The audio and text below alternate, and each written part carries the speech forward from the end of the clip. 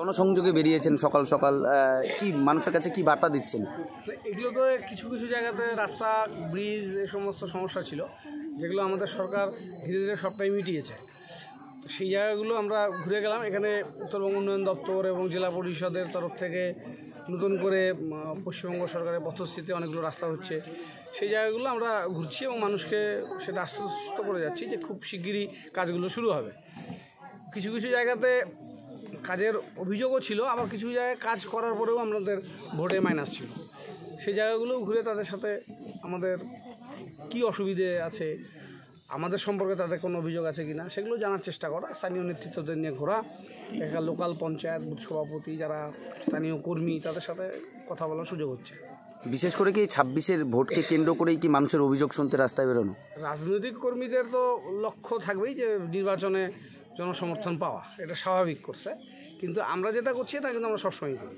বিশেষ করে যেই ভোটগুলোতে, বুথগুলোতে 24-এর একটু মাইনাস ছিল, সেগুলোকে একটু বেশি করে প্রায়োরিটি দেওয়া, দেখা। আর উন্নয়নের ক্ষেত্রে যে বুথগুলো আমরা জিতেছি সেগুলো জায়গাতে যাতে ব্যাপক উন্নয়ন করা যায় সেগুলোও আমাদের প্রায়োরিটি থাকবে।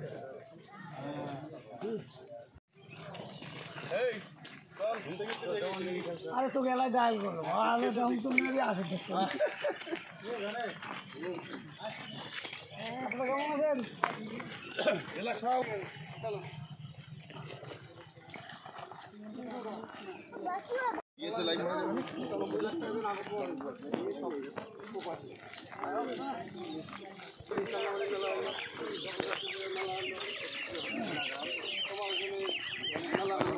এটা বেশি না।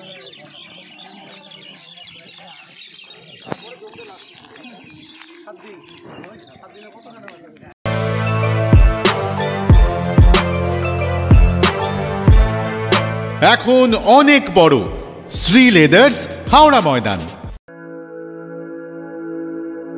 আপনি কি জটিল কিছু সমস্যায় ভুগছেন, সমাধান পেতে চান? যোগাযোগ করুন প্রখ্যাত জ্যোতিষ ও তান্ত্রিক মনসারাম ভট্টাচার্যের কন্যা মনসা কন্যার সাথে।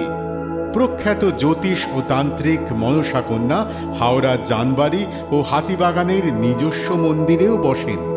যোগাযোগ 9830106967 আর 9239655323।